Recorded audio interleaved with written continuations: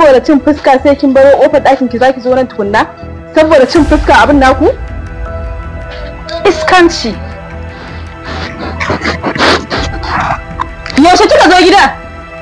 Yaushe kika zo gidan da har zaki min iyaka da gurin da zan zauna? Ko yau na zo zan miki iko saboda yanzu ni ce ta gaban goshi kin sani ko?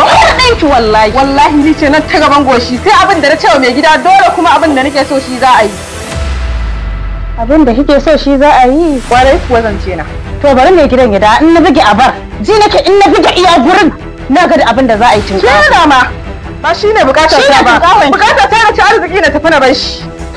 Dama an gaya miki yahuwa na zo yin cikin gidan nan. Ni ba yahuwa na zo yin cikin gidan nan ba. Labarin ki na ji na bakin kishi na ce ina zo na kare rekord ɗinki a gidan nan.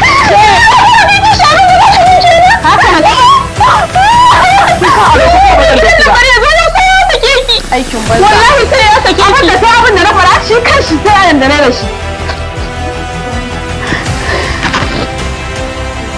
Wallahi bari ya zo sai ya fara ki na wanda ya fara ki.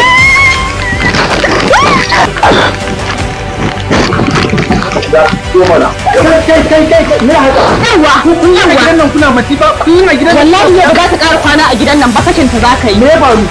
Iskantin da take ta ce wai arziki dama ta zo ta ci ta yaga na yaga ko haihuwa ba za ta yi da kai ba ita ba haihuwa ta zo yi gidan. Sai haka muka yi. Kin gani ba sai kike mata. Me yasa kike irin wannan halin?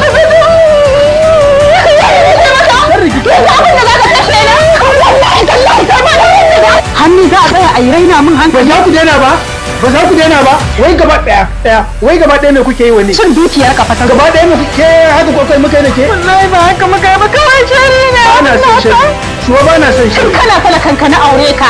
Amma yanzu wai yanzu wannan faɗin me kuke? Ni za ki wa bura uba? Ni za ki wa rashin mutunci?